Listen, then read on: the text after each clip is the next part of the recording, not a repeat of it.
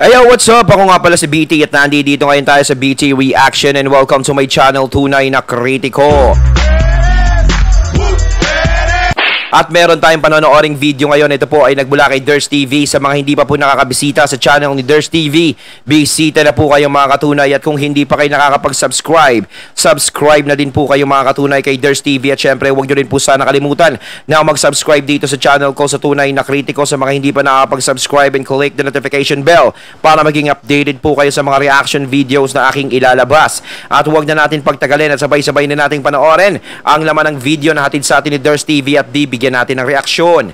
Pasok! Hello po sa inyong lahat. Magandang araw po. Kamusta na po kayo? Andito na naman ako, ang inyong lingkod na legit Dower Cards na tagahatid na mga legit na kaganapan tungkol sa TVJ. Kaya kung isa kayo sa hindi pa nakasubscribe sa ating channel, nako, i-click nyo na po ang subscribe at bell button dyan sa baba para pag may mga bago akong balita, ay mano-notify po kayo agad-agad. At bago nga po natin simulan ng balitaan, nais ko lamang pong magpasalamat sa inyong lahat sa walang sawang pagsuporta at pakikinig sa aking mga pang-araw-araw na balita. So mega shoutout po kay Mylene Ziscar at syempre kay Malyari Mascareñas. Lagi po silang nanonood sa ating mga daily update and syempre sinusuportahan ang TVJ. So God bless po sa inyo. So eto na, simulan na po natin ang balitaan at tunahin nating pag-usapan ng tungkol dito sa napag-alaman natin kay Lola Belen. Hindi lang pala siya sa Twitter trending, kundi sa Facebook din po. Ipapakita ko po sa inyo. Ayan po, nakalagay dyan na popular now si Lola Belen or si Lola Belen sa Facebook. So, iba talaga magpa-trending ang TVJ. Talagang pinag-uusapan nationwide ang kanilang mga bawat pasabog. Kung inaakala nyong yun na po ang pasabog sa E80, dun kayo nagkakamali. Dahil may isa pa pong pasabog ang TVJ para po sa ating lahat. Or para po sa inyong lahat. So, alam ang E80 hindi nawawala ng pasabog, no? At nalalaman naman natin yan. No, talagang lagi silang laging mainit. Lagi talagang mainit ang pagtanggap at maraming sumusuporta sa kanila. No, kagaya ni Atasha na bagong labas na naging mainit na sa mga tao. No, talagang niyakap siya, sinuportahan ng mga tao. Iba talaga mag-endorso ang TVJ sa mga baguhang artista na gustong pumasok dito sa industriya. Dito tuloy, kala mo artista ako. Nagpipiling naman ako. Pero iba talaga humandle ang TVJ. No, hindi sa programa yan na sinasabi galing sila Jericho Rosales sa Itbulaga, ganito. Hindi. Depende yan kung sino ang nag-handle sa kanila, kung sino yung nag-endorse sa kanila. Iba talaga pag ang TVJ ang kumilos eh. Sana TVJ mabigyan tayo ng konti. Pwede akong maging kontrabida. Baka kailangan nyo ng, alam nyo na, papalit kay Max Alvarado. Pwede ako dyan. Joke lang. nyo po ba kung ano? Gusto nyo po bang malaman agad-agad? Sige, i-booking na po natin yan. Ano agad. yun? So, ang E80 po sa TV5, may panibagong segment na naman na niluluto para po sa ating lahat. Para po kay Atasha at kay Lola Belen. Meaning nito ay tuluyan na pong mawawala si Wally sa sugod bahay at si Ryan muna ang papalit dito dahil sa bagong segment na ilalabas po ng E80. Malamang ganun po ang mangyayari. So ang E80 po ay may bagong segment. Ito po ay ang Wala Ka Sa Apo Ko. Inilabas po ito kanina sa Twitter. So ang mga segment na nasa list ng E80 po ay Bortas, Givi 5, Oo Hindi Pwede, tapos itong Wala Ka Sa Apo Ko. So yan na lang po yung segment na hindi po nila inilalabas. At sa mga susunod na linggo, baka ilabas na po ng E80 ang bagong segment nila na ito na pagbibidahan po ni Lola Belen at Atasha Mulak.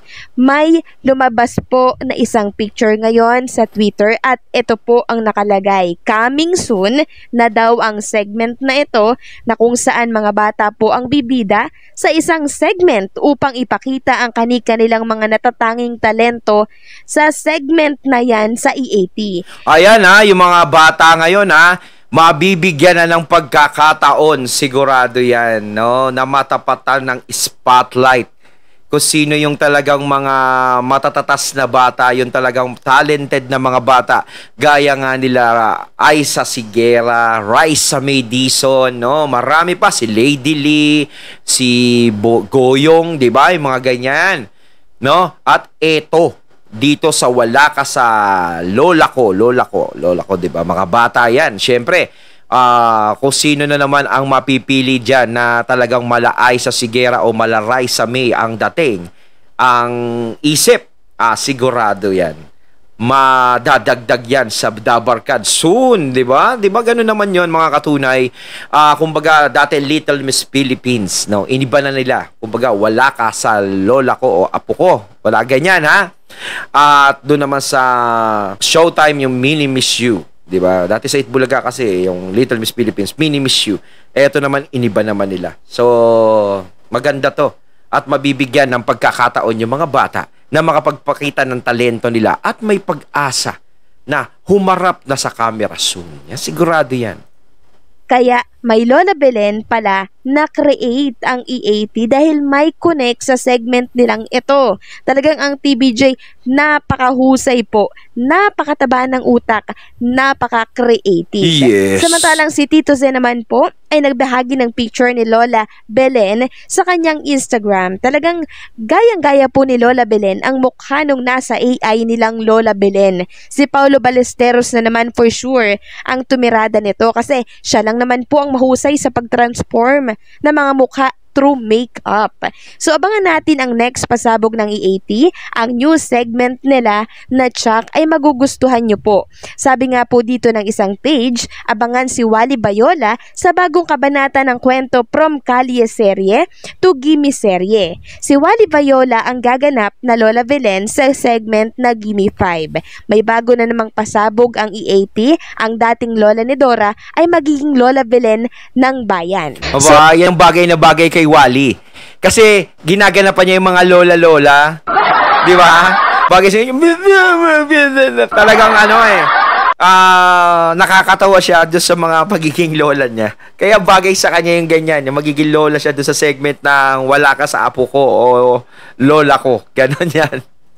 So, eto na po yung nauna nating sinabi about sa new segment ng E80. Samantalang pag-usapan naman natin ang ganap sa G sa Gedli na kung saan may nagkomento po sa atin sa update natin kanina. So, ito po yung sabi niya, Idol Durs, napanood ko kanina yung tape Bulaga sa G sa Gedli nung kabila kasi inilipat ng tatay ko doon kasi nawala ng signal ang TV5. Sinigaw talaga ng mga tao ay bossing daw. Salamat daw, bossing. Daming tao doon pero sinigaw ay bossing talaga. So, hinanap ko po ang sinabi niya sa G sa Gedli na segment po ng tape Bulagano at nakita ko naman ito agad. Sinigaw nga po ng isang netizen sa likod ni Yorme, ang bossing daw. Salamat! At inulit po ni Yorme yung salamat bossing talaga. So, narito po yung video. Pakinggan nyo pong mabuti. Boxing talaga. So, ayan na naman po, no? Nanampal na naman po ang katotohanan dito sa tape Bulaga. Dinig na dinig nyo naman po, di ba, na inulit lang po nitong si Yorme yung sinabi ng mga taong nasa likod na bossing talaga. Ayun yung sinasabi natin na hindi naman talaga makakalimutan ng mga tao na ang Itbulaga, hanggat nakakapit sila sa pangalang Itbulaga, hindi makakalimutan ang bakas ng TVJ dyan. No? Kahit kailan talaga nakamarka ang TVJ hanggat Itbulaga ang ginagamit nyo. Nakatago pa rin kayo sa katauhan ng TVJ. No? Pero pag nag-iba na kayo ng pangalan yan, sigurado wala na kayong madidinig na ganyan. Pero syempre, Itbulaga, nakasanayan ng mga tao yan, lalong-lalo na si Bossing. 'Di ba? Kapag nagbibigay ng mga papremyo ang Itbulaga, nandiyan si Bossing. Laging pinasasalamatan si Bossing. 'Di ba? Ayun yun eh. 'Di ba?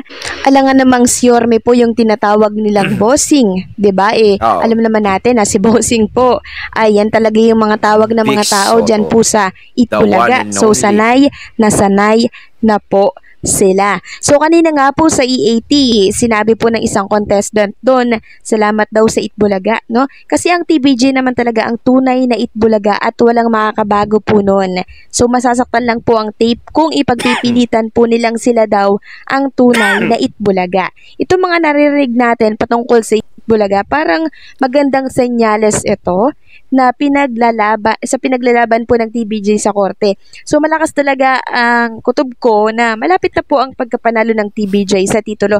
Kasi si Joey De Leon, sure na siya na sa kanila po mapupunta ang titulo. Inaantay niya na lang po ang go signal na ito ay mai-announce na ng korte at ng IPO na sila talaga ang gagawaran nito. So siguradong iiyak po ang tape Bulaga nito. So dapat lang naman talaga na maibalik yan sa TVJ kasi nalilito po yung mga tao. Pag nasa tape, hindi nila alam ang pasasalamatan nila, no? Pag nasa EAT naman, Itbulaga yung sinasabi ng mga tao. Pag nasa tape Bulaga naman, TVJ or bossing yung sinasabi. So nakakalito, 'di ba? Ibalik na lang po nila yung titulo na 'yan sa tunay na nagmamay-ari para hindi na po malito yung mga tao, para tapos na din po ang gulo at bangayan, 'di ba? Dito po sa social media. Yun lang naman po ang inaantay ng marami. Tama naman eh. Hinihintay na lang talaga yung pagsuko ng tape dun sa pangalan na hindi naman natin alam kung bakit pa pinaglalaban dahil nga useless na. Pwede naman silang mag-isip ng ibang pangalan pero hindi nila ginagawa. No, talagang ipitan na lang kung ipitan. Ganyan ang nangyayari. Pero hindi naman nahihirapan ang TVJ. Kahit kasi sinasabi ko, kahit mapunta sa kanila yung pangalan, baliwala din lahat yan. Dahil ang talagang main na sinuportahan ng mga tao dyan is ang TVJ at yung mga legit Dabar Cards kung sino ang nagbigay buhay dyan sa pangalang Itbulaga na yan. No? At saka nagkakalito-lito lang ang tao eh. Tama naman si Ders TV doon. Gaya niyan, bossing, ganto. Hindi matapos-tapos, di ba? Lagi nilang nababanggit, laging may nadudulas. Para syempre, sumasampal lagi yun. Na talagang hindi nyo kayang burahin kung ano yung nakasanayan ng tao at kung ano ang niyakap ng mga tao sa pangalang Itbulaga. Dahil ang Itbulaga, niyakap nila yan dahil sa TVJ. Hindi nila niyakap yan bilang Itbulaga lang. Ang TVJ ang nagbigay sa kanila ng saya. Ang TVJ ang nagbigay sa kanila ng tuwa sa araw-araw na pananghalian. No, diyan sila nasanay. Ilang dekada nang kasama ng TVJ ang Itbulaga. Ilang dekada na nilang dinala yan. Kaya mahirap makalimutan yan na nakamarka ngayon sa mga tao. Na kayo ngayon ang nagpapakita at pumapalit na sinasabing pumalit, kayo na ang bago. Kahit sabihin natin kayo na ang bago, ang pangalan nyo pa rin ay Itbulaga. TVJ pa rin ang nakatatak dyan. Lagi lang nila naaalala lahat ng mga nangyari dati. No? Sila, yung tape nga nagsasabi, dapat move on na. Yung mga bagong nasa Itbulaga ngayon, sinasabing move on na. Paano makakapag-move on kung nasa inyo pa rin yung pangalan? Naman yung gusto ng marami na maibalik talaga yung para po sa TVJ. Kasi sa kanila naman po talaga yon. Si Joey De Leon ang naglikha nun, kaya naman nararapat lang na sa kanila talaga igawad yon. So wag na nating ipagpilitan ang ating mga sarili na ang tape Bulaga ay Itbulaga. So hindi po ganon. Sila po ay producer lang ng naturang show, ng naturang titulo, dahil ang may-ari po talaga nun ay ang TVJ. Although, malaki naman ang naitulong ng tape dito sa show na to, syempre. Pero yung pagmamayari ng TVJ or ni Joey De Leon, dapat ibalik po sa kanila. Kasi sa kanila yun eh. 'Di ba? Produce lang sila ng show. At 1981 sila dumating, 1979 ng Itbulaga, umiere na po yan, 'di ba? So, sana tingnan ito ng IPO at ng korte na itong mga to ay dapat talaga na igawad sa TVJ. Ang titulong Itbulaga ay dapat talaga sa kanila at hindi po sa tape. Ayun, natating natin ngayon ang video na nagmula kay Ders TV. Ayan, mga katunay, ano masasabi nyo tungkol dito? No, may mga nadulas na naman.